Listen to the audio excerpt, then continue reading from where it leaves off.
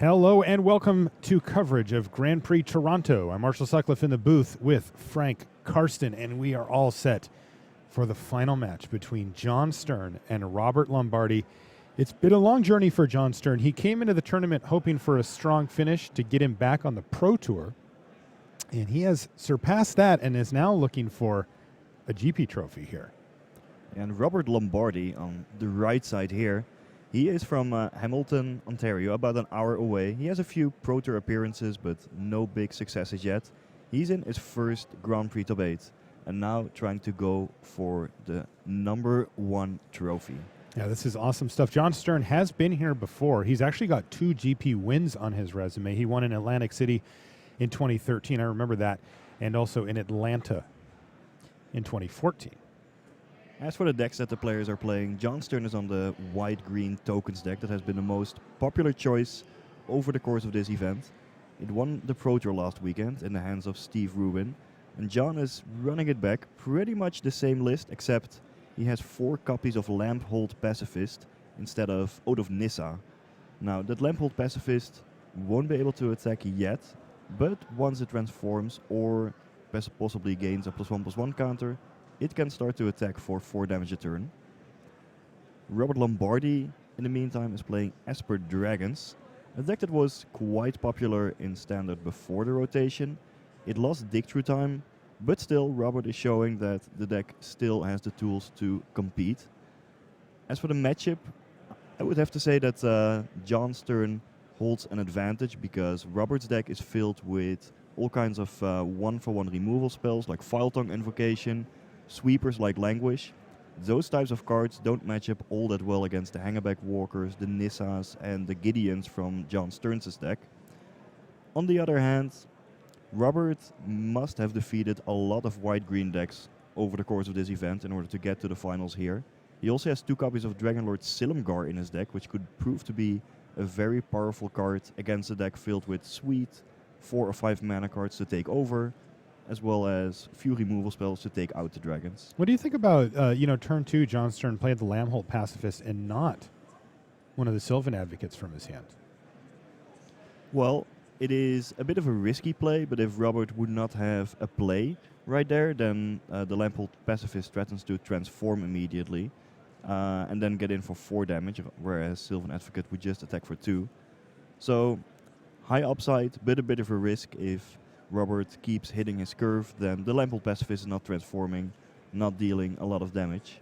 And so far, Jon Stern has put out a bunch of creatures, but all of them are smaller than the Kalitas that Robert has just put on the battlefield. Of course, one of the more powerful creatures in Standard, period. Sitting there for Robert.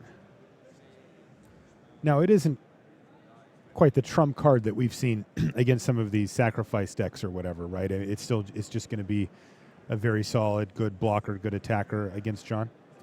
Basically, the ability that creatures get exiled rather than dying could be relevant against a potential Hangerback Walker, which Jon doesn't have on the battlefield yet, but could matter in the end.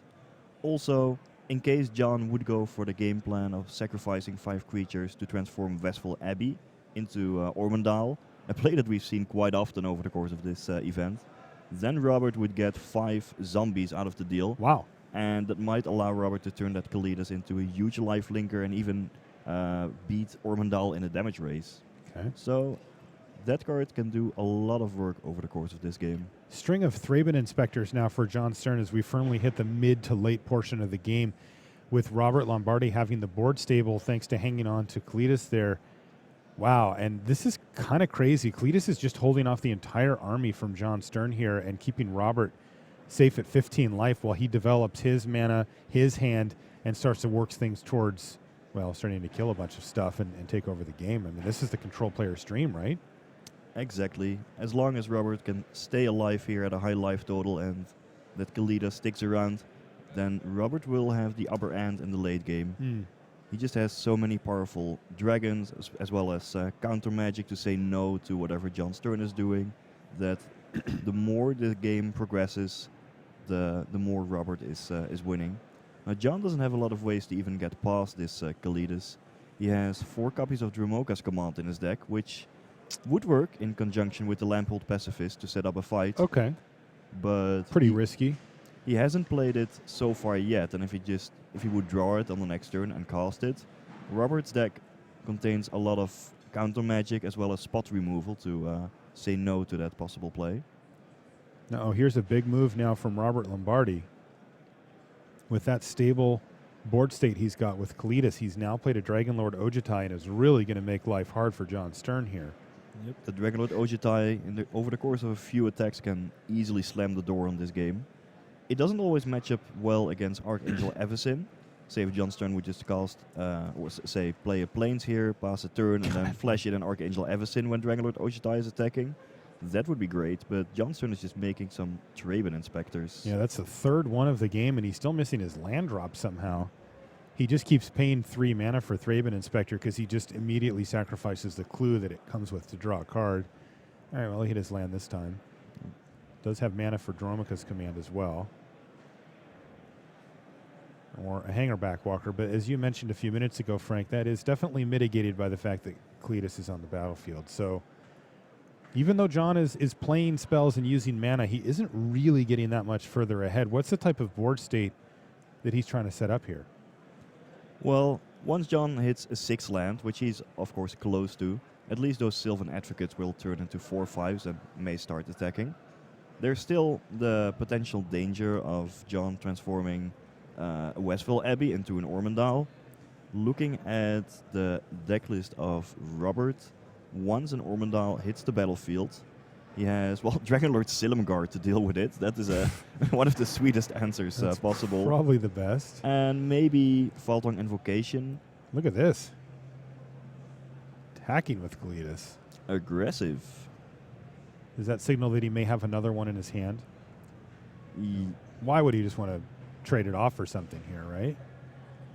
Well, Robert, of course, has a bunch of instant speed removal spells in his deck, such as Ultimate Price or Grasp of Darkness. Mm-hmm. So if Jon tries to set up some nice blocks, then Robert always has the option of playing those removal spells on one of the blocking creatures.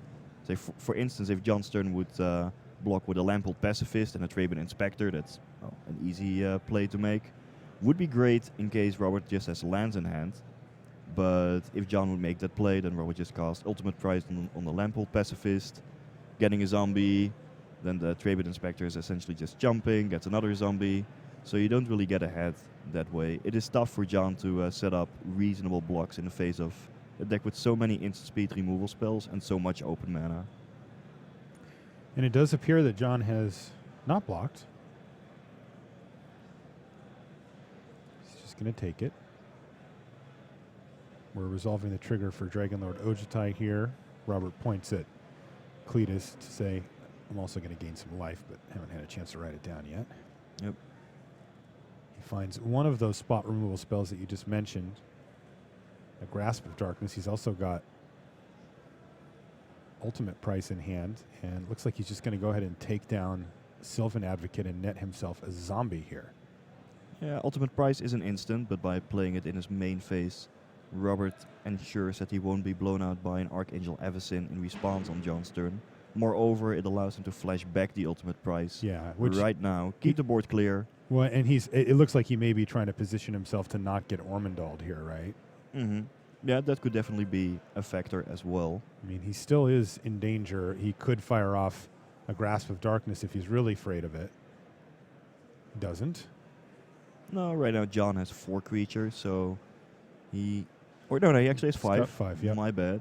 So if Jon has a land, he has the option of transforming Westville Abbey, but then it would be the only creature remaining on his battlefield against a deck with 3 copies of Faltong Invocation. Oh, God. That doesn't seem to be an appealing proposition. You know, Robert may actually be trying to tempt Jon into doing just that. Mm-hmm. You know, by removing just enough creatures. The bait is real. Oh, absolutely. Well, Jon drew a Dromoka's Command. Does that do anything here? I mean, the shields are down on Dragonlord Ojutai at the moment, but with 3 mana up, it does look a little scary there from Jon's perspective to just go firing off Dromoka's commands on his own creatures for fights. He has to try something at least. Yeah, it does feel like if he doesn't do anything, he's going to fall way too far behind. Jon also has access to Archangel Evacin in his hand, it looked like.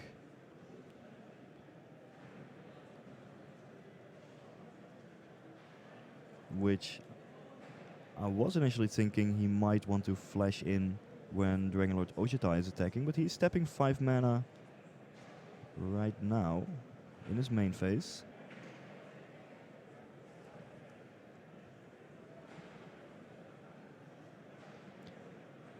Yeah, between the cards in Jon's hand, he doesn't seem to have an excellent way to get around the overwhelming board state that Robert has, along with a bunch of cards in hand.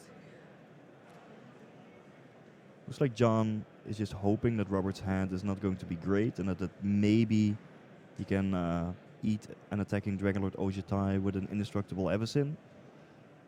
Unlikely to work against a blue deck filled with counter magic, but we'll see. So I think that what we had there was the Lambholt Pacifist Transform trigger was on the stack. Jon announced it. Robert took the opportunity to use Grasp of Darkness before it transformed, just to make sure that he couldn't save it with a Dromoka's command. Fair enough.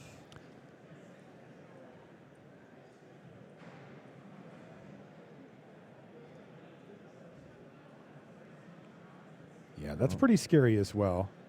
Cletus attacking a couple of zombies for food. Only one can be eaten, but still.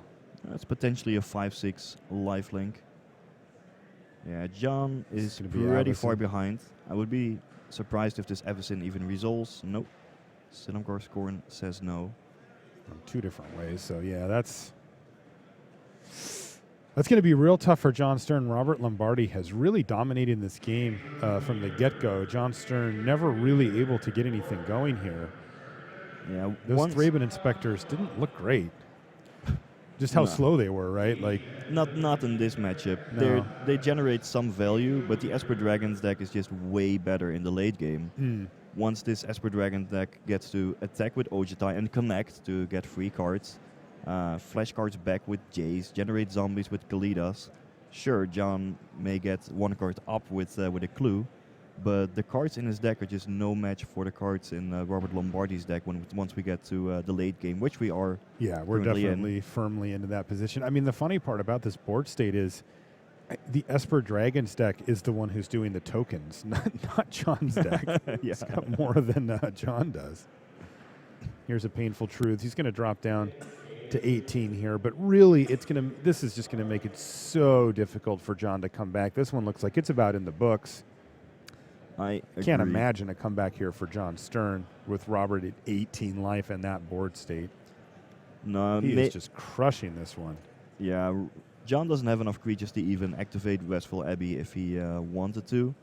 If he had Tragic Arrogance in his deck, that might have gotten him back, but he doesn't have any of those in his main deck, so just nothing that Jon could do at this point in the game. All right, and that does it for game 1. So Jon Stern loses game 1 to Lombardi here, so Rob is going to go into the sideboarded games.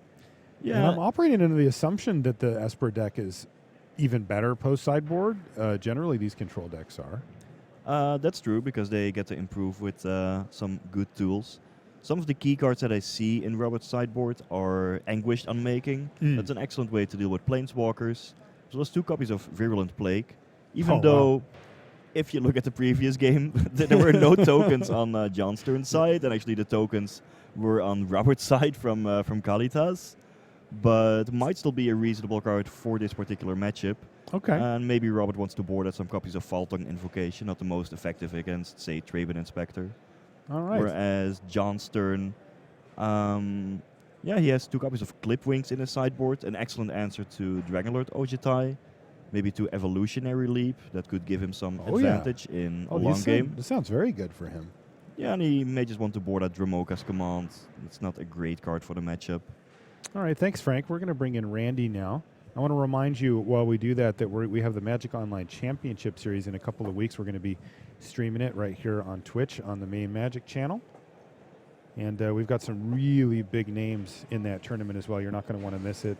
If you're a fan of Jerry Thompson, he's going to be in there. Sam Black, Mike Sigrist. What if I'm a fan of Oliver too? Yeah, he's going to be there too. Welcome back, Randy. So, hey, game 1 to Robert Lombardi, and it wasn't really that close. The level of power of the cards that Robert played versus the level of power of play cards that Jon played was just not remotely close that game. Well, I mean, look, the standard is all about Esper Dragons, right?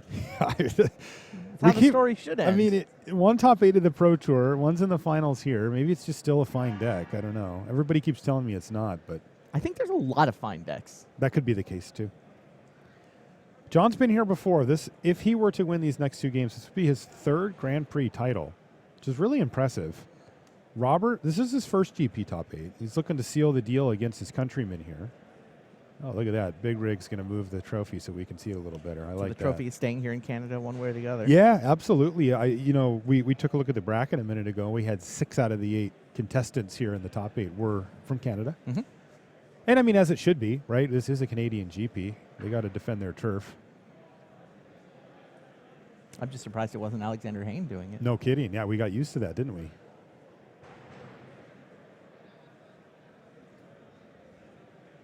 For those of you that like to keep up on our matches via text, you can see on the right-hand side, that's Josh Bennett writing a text feature for the website. He's been at it for years and years and years. If you've been following written tournament magic, you have read Josh's work multiple times, I guarantee it.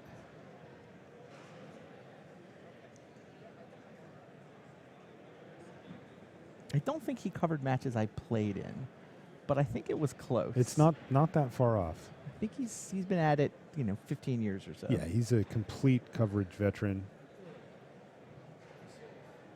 That guy works real hard, too. And he's good. Yeah, very good stuff from Josh. No, not you, Rashad. Though you do work hard, too. Now, it's a little different here on the sideboarding. They always take a little bit extra time in the top 8, especially in the finals here. Judge, well, he's not as enthused about this finals match as we are, perhaps. But, you got to rest when you get your chances. But, the difference here, of course, with the sideboarding is that you can see those pink sheets of paper in front of the players. Those are deck lists. They are actually just directly consulting their opponent's deck list and trying to figure out, what are you going to do? What am I going to do? And I can tell you that changes things pretty dramatically. I think a lot of time, somebody like Robert will have a pretty clear game plan for what he wants to do against, the air quotes white-green tokens build. But they're different. They really are. Jon's playing, as we saw, 3 of the 4 3-man inspectors, for example. And I know that, some of the other more popular deck constructions of the white-green deck didn't have all of, they had 1 or even cut them. So there are things that you need to keep in mind as the Esper Dragons player here. Of course, it's the same true from Jon's perspective. He's going to know how many sweepers there's going to be post-board. He's going to know what type of spot removal spells are going to be in there and which ones he can try to play around. He's going to know how many answers to planeswalkers Robert's going to have post-sideboard, and he's going to try to maneuver his list to the most advantageous way possible. We'll see what happens. And those deck lists are shared with the players just to minimize the impact of scouting and the impact of us showing people's decks on the stream over the course of the weekend.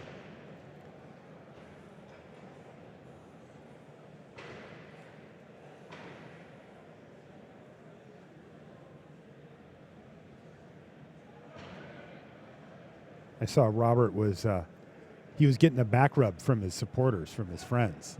He was kind of doing the loose neck thing, I could tell. And I don't know how much of it was on camera when he was playing against Doug Potter, but Robert was pretty stoic during the game, and then once the game ended, he just put his head on the table, face down. He was, you could tell there was a palpable sense of relief from him that he had been feeling a lot of tension in that game, and it was a pretty good game too. So you can see why.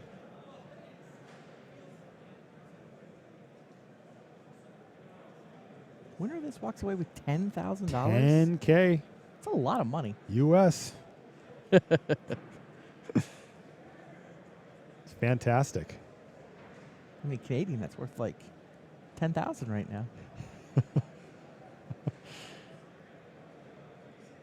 Yeah, it's a big deal. And, I mentioned it before, Randy, but this was a big step for Jon Stern. He's one of the stalwarts of the face-to-face games team, the Pro Tour testing team, and he had fallen off the Pro Tour. And, when you dedicate as much time and energy to Magic as Jon does, and you're not qualified, he hit silver, didn't quite re-qualify in time, this is a big deal for him. He's back. You know, he's going to be able to try to put together another run, get up to gold, make a run at platinum, you know, get that whole thing going on. Maybe next year, you know, this just has implications for Jon on a much bigger scale than just the GP. Now, he'll be dialed in here and saying, I'd like that $10,000, please, and a third trophy to put up on my wall. But, you know, the big fight for him coming in this weekend is already won when he made it into the top 8.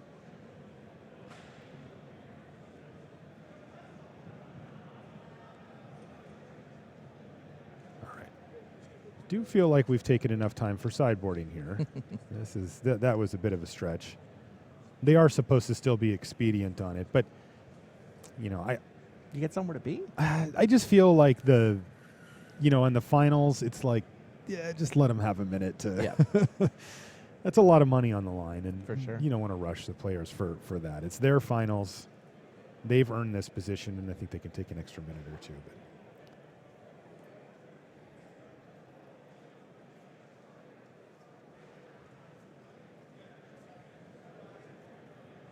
But all right, here we go. Getting set up for game number 2. Let's get these mulligans out of the way.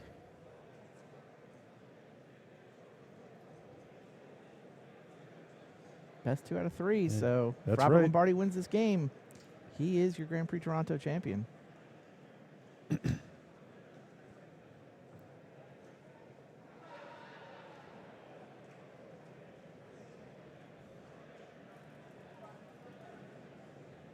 All right, and we are underway. Both players have kept.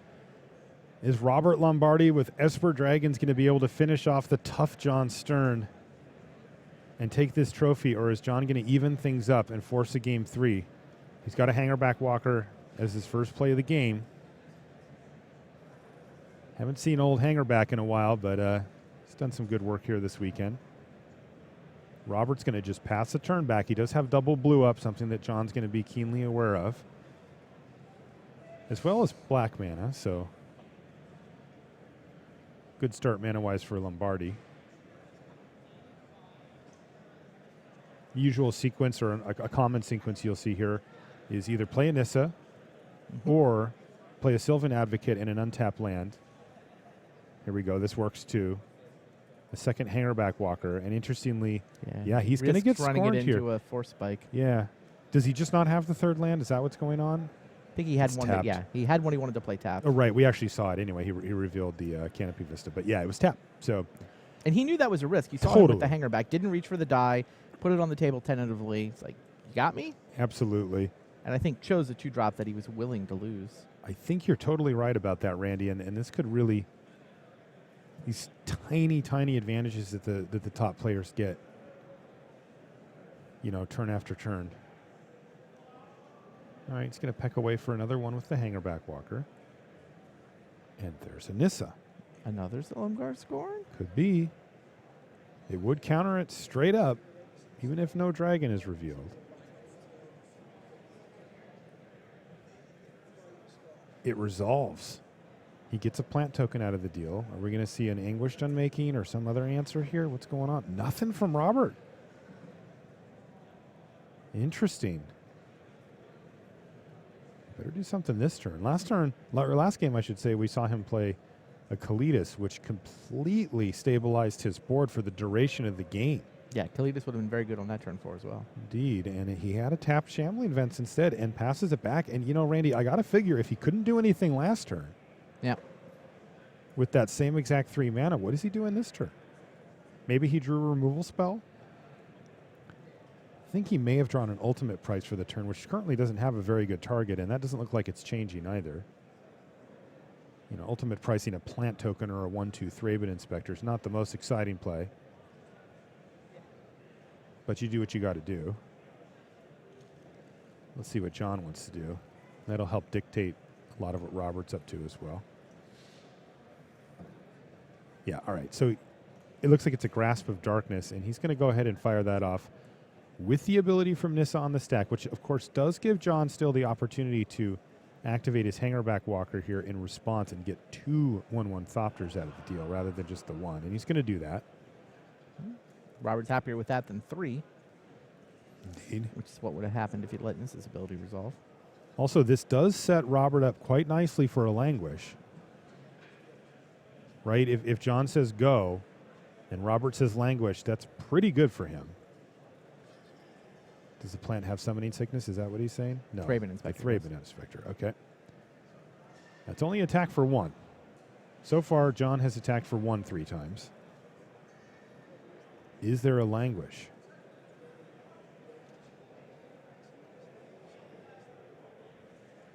Languish.com.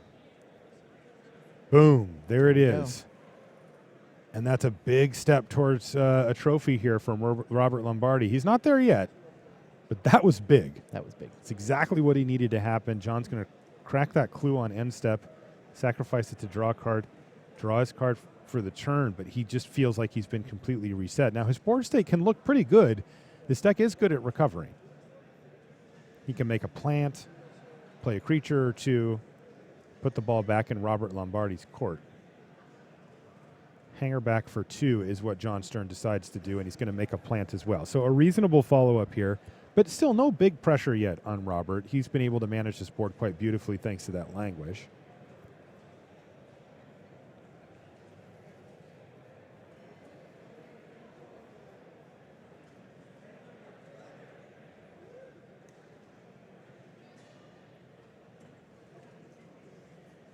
What is this, Ojutai?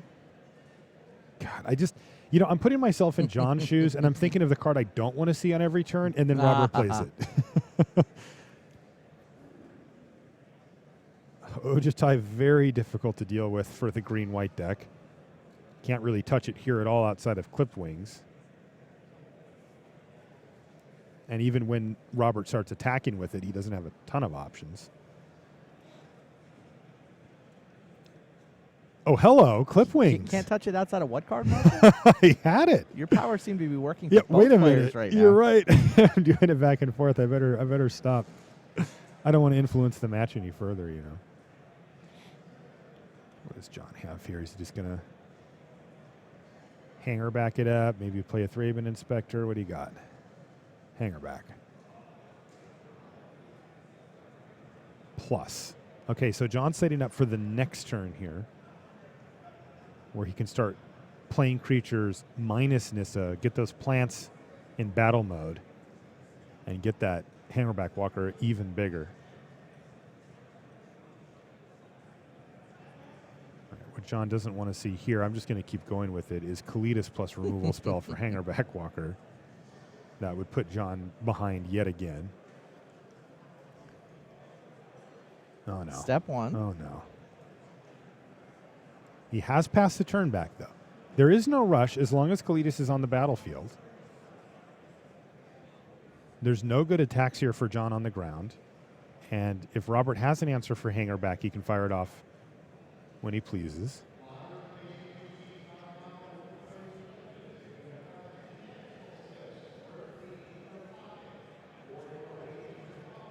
Again, though, just taking a snapshot of the board here, Kalidas dominating this board, stabilizing it completely with Robert at a full 17 life. Yeah, everything's coming up Esper. Indeed. Okay, so Jon is going to minus. Yeah, this lets Nissa. this lets his Hangerback Walker get big enough to potentially attack into Kalidas. Totally. It also means that Robert doesn't have. Oh, here's a stasis snare from Jon Stern. Oh, this is And big it for just Jon. works. It just happens. What does Robert have in his Wow. hand? He must be on nothing here.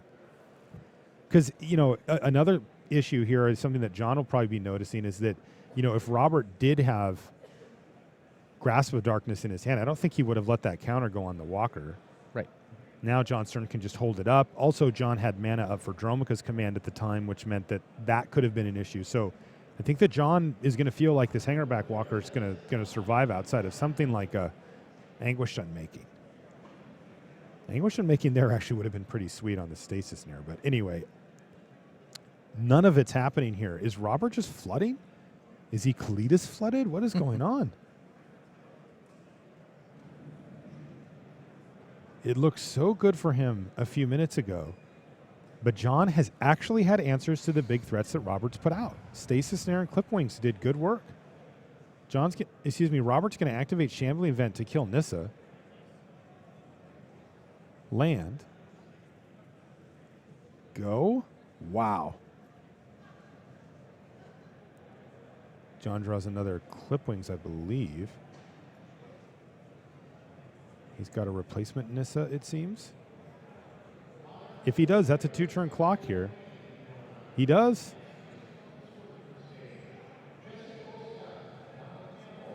Minus Nissa. Attack for 9. And this sets him up to just win next turn, or at least start forcing Shambling Vents to chump block. Oh. Okay, so it was an ultimate price that Robert had in his hand, but he can only use it to take down a plant token.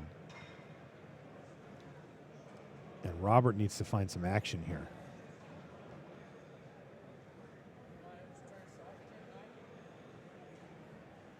Okay, he's going to repeat the same process that he did before. Activate Shambling Vent, take out your Nissa, gain 2 life, pass a turn back, and he is hanging on by a thread here.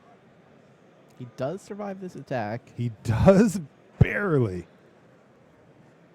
Jon has a lot of ways to get that 1 extra power. Gideon, Nissa, Dromoka's Command, which I assume would have come out for this matchup, but you never know how many cards Jon can actually cut. Hey, how about a 3rd Nissa in a row? Never-ending string of them. And that could be lethal. Could be. If he minuses an attack and Robert has nothing, he wins.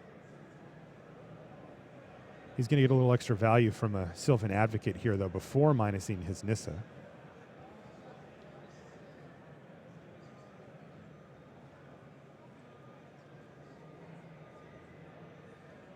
You got anything, Robert? Wow, Jon Stern just wins that game. It looked so good for Robert Lombardi, and it wasn't to be. Yeah, it stays a snare. Huh. Pulls Kalitas out of the way, and Jon Stern sends us to game 3. You know, it's funny. You don't think of the deck as being full of answers, but apparently it is. All right, we're going to bring back old Dr. Frank Carson here for game number 3. While we do, you guys can take a look at our finalists here, as well as the trophy that they're playing for. Our table judge is going to hand out the deck lists here. And once again, we're going to kind of settle in for what will probably be a little bit longer of a sideboard than you may be used to, but a lot of money on the line here, so we're going to let the players go. Frank, welcome back to the booth. Thank you. I can't believe that Jon won that game. Yeah, I watched a bit of it while sitting behind you guys here. I think the sideboard card mattered a lot in that particular game. Clipwings from Jon Stern being instrumental in helping him get back at the point where he needed to answer the Dragonlord Ojutai. Clipwings has gone up in my my estimation a lot after it was first released. It is a nice answer to Archangel Everson, to Ormondal, but also in this matchup. If people pick up the Esper Dragons deck a bit more after Robert's finish with his deck in this particular tournament, you definitely want to have more Clipwings in your sideboard if you're playing green. But in the end, it was a plant token that dealt the final point of damage. Jon would not have been able to win on that turn without the plant. Always love to see that, the stylish death. I like that too. Surgically administered by your local neighborhood plants.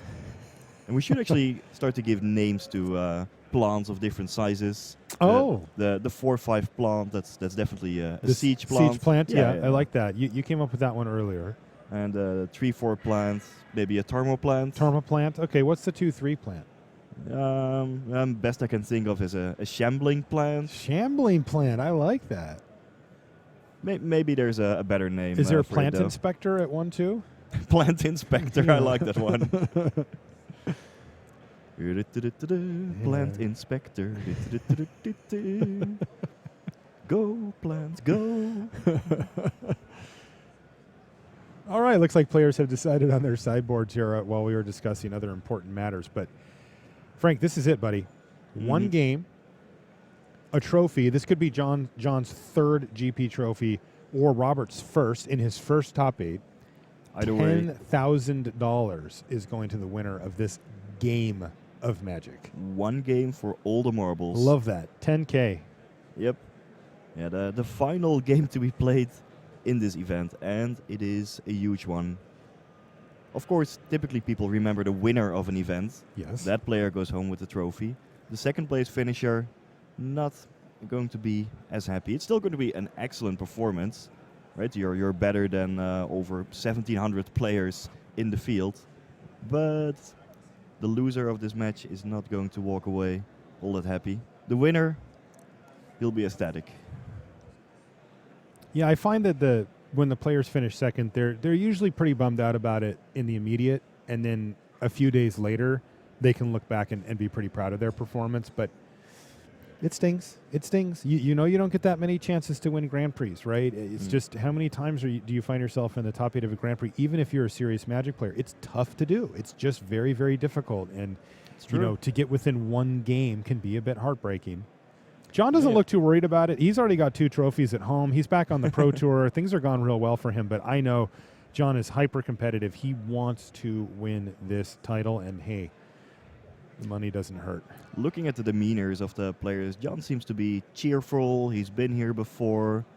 Yeah, he's up for it. Robert seems to be a bit more tense. Yeah, he is a little tense. I mentioned it to Randy while you were out of the booth, Frank. But, he was getting a back rub from his supporters here. You could tell they were kind of loosening him up, and I can't blame him. I'd feel like that too, to be honest. Oh, it's great to have the support. Yeah. That's always a big part of going to a Grand Prix event, the camaraderie. You go with a bunch of friends, have a good time. Maybe you don't do well yourself, but one of your friends makes it to the top 8. It's always an excellent experience. All right, we've got a mulligan from Jon Stern, but not from Robert Lombardi. So just for the sake of sportsmanship, I hope that Jon just only goes down to 6, puts a card on top, and we get to kind of go on our merry way. He is on the draw this game, so it won't.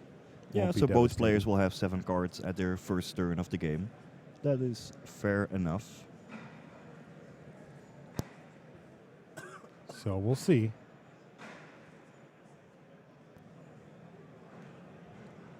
I have seen, by the way, that this green-white tokens deck tends to mulligan quite well, actually. They've got a very reasonable curve on that deck. That is true, and most of the green-white tokens decks also have Oath of Nissa, which is an excellent card selection tool to sculpt your hand. Maybe you're missing lands, maybe you're missing action, you can always find it. Jon doesn't have that card, and he was a bit berated by some of his teammates from face-to-face on that inclusion. Oh, no. Or not inclusion, rather. Sure. But hey, it has been working out for him so far. Jon is not interested in spending a mana to sculpt his hand. He wants to get on board quickly with those Lamphold pacifists. So are those 6 cards going to be good enough? I see a lot of spells, maybe not a lot of lands. Oh, he's going to 5. Well, that stings for Jon. He's got a flair for the dramatic, though. Hey, his deck is easily capable of winning off of 5 cards still. If Jon can hit, say, a reasonable curve of Hangerback Walker into Nissa, into Gideon, even if Robert has 1 interactive card in the early turns, Jon may still be able to use all of those Planeswalkers to get a huge advantage over the course of several turns. So it's far from done yet. Robert, meanwhile, is keeping his cards close to his chest, not letting us or any of you getting a peek at his hand. So it's going to be a surprise what he is working with. We know he has 7 cards. That's about all we know. And he kept, so it must be a reasonable mix between lands and spells. One more game to decide it all. And it's been a great event all weekend. Over 1,700 players entered the event early on Saturday. Then after the 6-3 cutoff to day 2, only 400 remained. Now only Jon Stern and Robert Lombardi. He's kept. All right, 5 cards it is.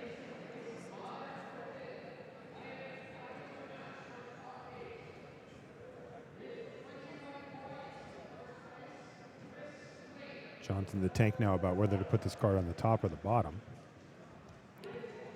Did he bottom it? I believe he did. Okay. Yeah, I just looked away for half a second, and that was when he decided to do it, of course. Same. Yeah. All right. So Robert is going to kick things off with a dual land here. Pass the turn back to Jon, and like you said, he's going to be looking to get a quick start and a Westvale Abbey. Turn 1 Westville Abbey. Sub-ideal. That is not a good sign. You typically don't play that land in the early turns at all. You typically start with Forest or Plains. Given that Jon started with a Westville Abbey, it indicates that his hand may not have a lot of colored mana sources. Well, at least the Plains, that's a start. You know, it's interesting. He actually had that Plains in his hand as well. All right. Well, maybe he wants to put his opponent off a little bit. Make Robert think that he did not have a good mana base in his opening hand, whereas perhaps it was still decent. Okay, well, Hangerback Walker on turn 2 for Stearns. Perfectly reasonable opener here. What does Robert have? Well, he's got Grasp of Darkness to take down the Walker and leave Jon with the Thopter token. He's going to play that on his own main phase to minimize how many Thopters Jon gets. Jon's going to crack in for 1. First blood goes to Jon Stern, who follows up with another Hangerback. The shields were down for Robert, so... And no third land for Jon here. Yeah, that's a pretty big deal. Not looking good for Jon. Sure, there's a Hangerback Walker, there's a Thopter token. Jon has more creatures on the battlefield, but Robert is hitting his land drops. And if Jon cannot put up a reasonable offense, Robert's late game is just better. So if Jon is giving Robert the time to set up his mana base, his draws, possibly get a Dragonlord Ojutai on the battlefield, this game may be over soon. Okay.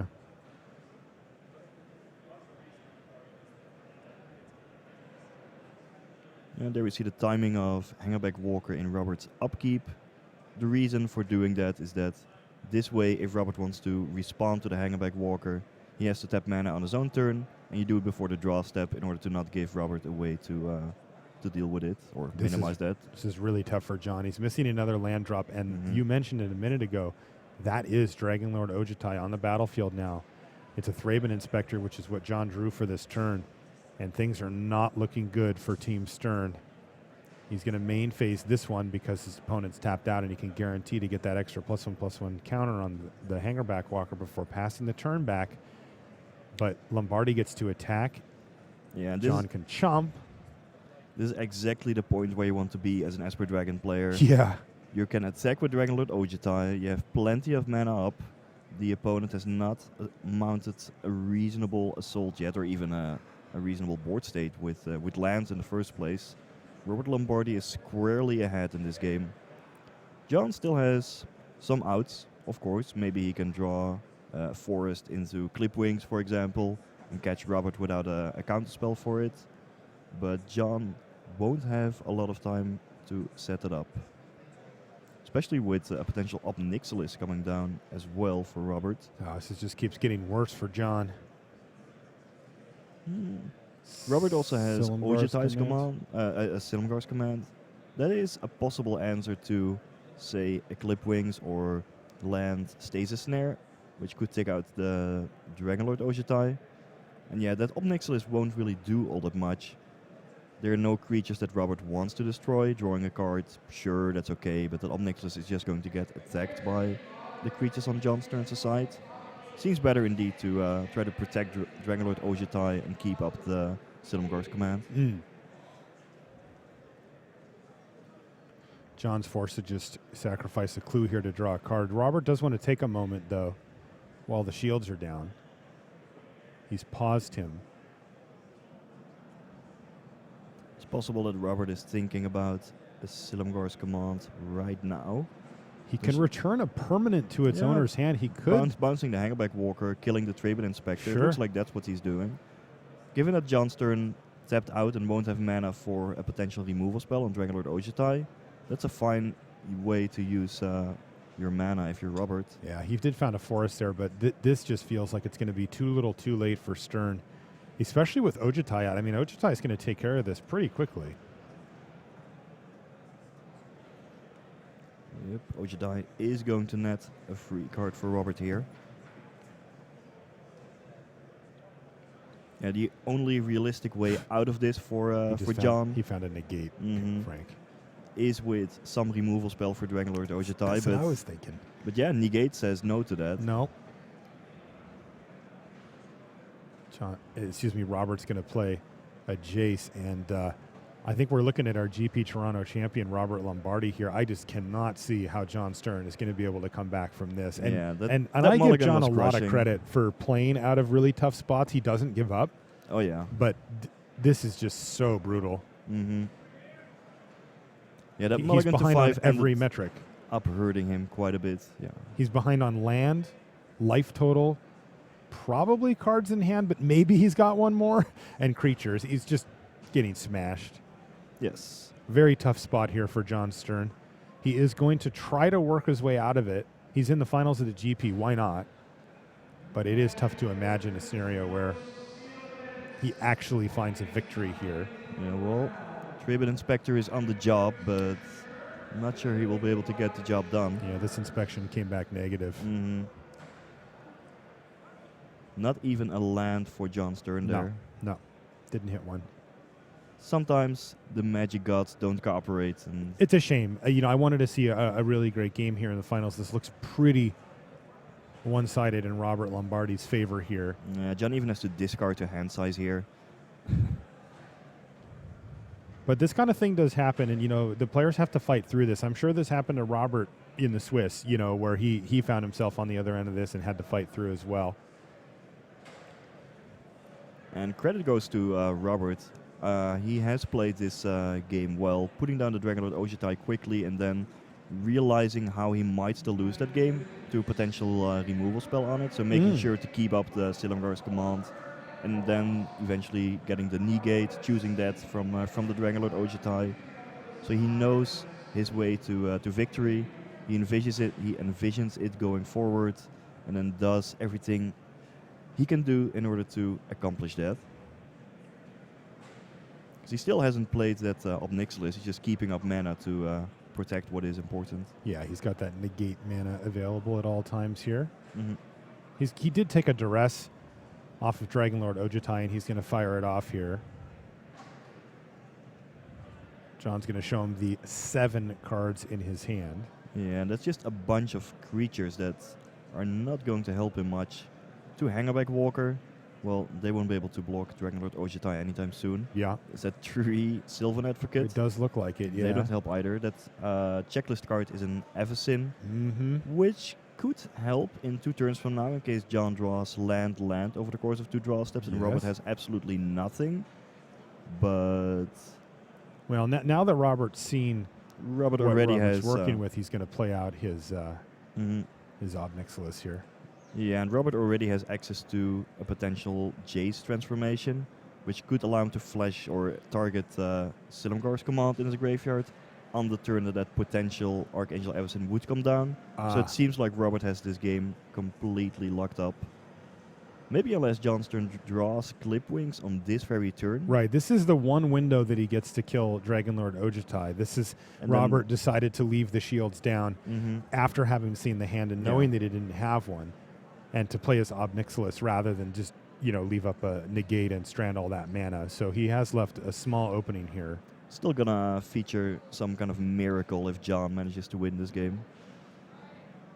And now we know Thraben Inspector is what he's got here. Well, he did hit a Plains, I believe. Yeah, it's a land. So if you're Jon, you're thinking, okay, maybe if Robert has absolutely nothing and doesn't see the potential line with Silumgar's command, perhaps I can draw a land on the next turn, put down Archangel Avacyn and block Dragonlord Ojutai. More likely It's- he's thinking about what to get for dinner Yeah. and where he gets the check for his second place prize money here. Fair enough. Maybe thinking, hey, I already got some trophies at home. Yeah, Fine, I'll give one to Robert. He has none. I don't have room for this one. He's a anyway. generous guy. No. Yeah, Robert looks like he is on the edge of taking down this GP here. What a great run for Robert Lombardi. Mhm. Esper Dragons, I have to say, did not expect to see that one. I Even agree. in the top 8, let alone winning the GP. And I believe that that's what's going to happen in just a turn here. Robert's carefully going through the motions, making sure that he doesn't screw up anything. Yeah, it's a tense moment. Indeed. You don't want to make any mistakes here when victory is so much within grasp. That's right. But with the negate in hand, I just don't think that there's anything Stern can do to get out of this with his mana situation. He's going to play a Read the Bones for good measure. Might and there's as well. a second copy of Negate, which is just Yeah, he doesn't really need anything No. at this point, really. But yeah, Esper Dragons maybe a surprise winner of this of this tournament. Yeah, Robert Lombardi with Esper Dragons is going to be our champion if Jon Stern, or after Jon Stern passes a turn back here, Robert's going to have double Negate backup. And that does it. Robert Lombardi is your champion. You can see the relief as he kind of bows his head forward. He is your champion here at Grand Prix Toronto. Congratulations to Robert. Also, congratulations to Jon for a fantastic finish. He finishes in second place, but like I said, the real hurdle came when he got into top 8. That put him back on the Pro Tour, and I'm happy to say that Jon will be back out at the Pro Tour and heading up that team. Mm-hmm. That's going to do it here for the finals from Toronto.